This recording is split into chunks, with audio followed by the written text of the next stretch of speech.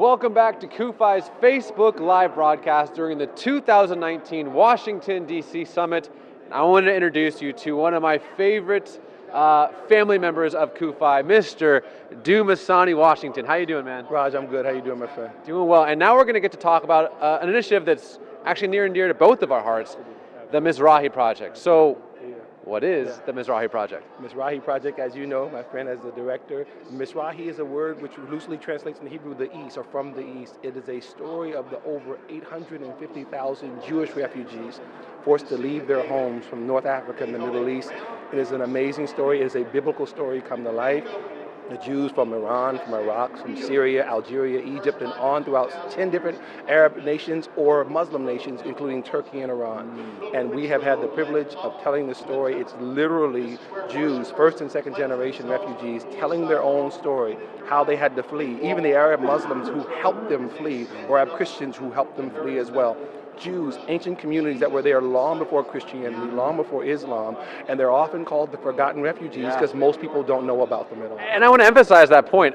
Before I got really involved in the Israel space, if you will, I'd never even heard of this story.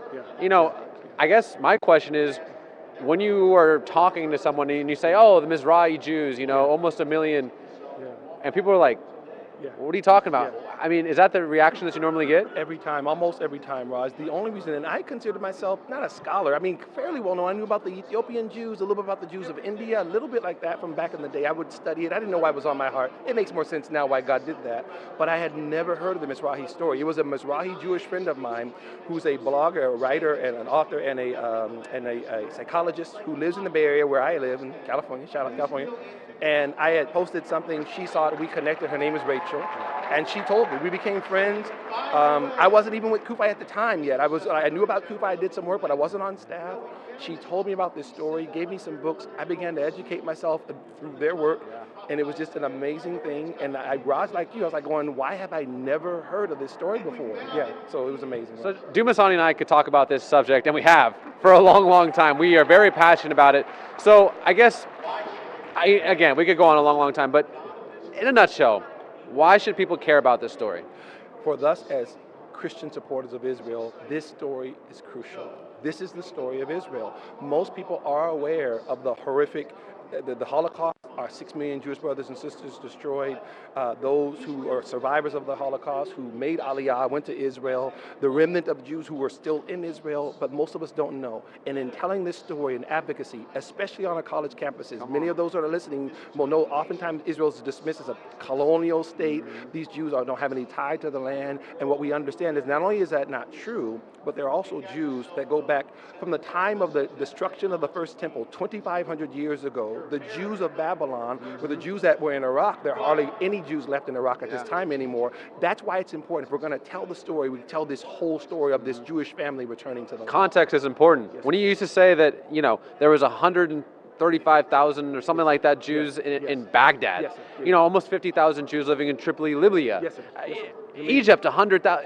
Yes, sir. This is important context to understand the entire Middle East. It helps us know, and it's both spiritual and the political. On the spiritual in terms of the biblical, you're talking about the Jews of Babylon, Shadrach, Meshach, Abednego, that's the Jews of Iraq.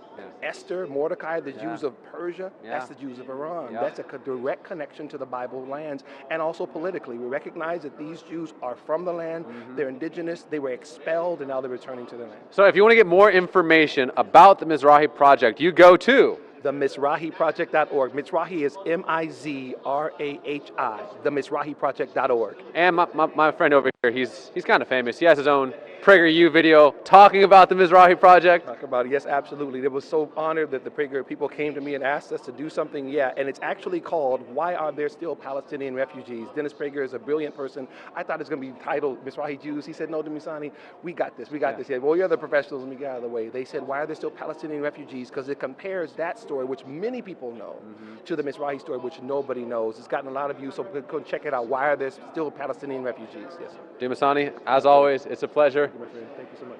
And again, keep it locked right here on Cufi's Facebook Live. A lot more coming.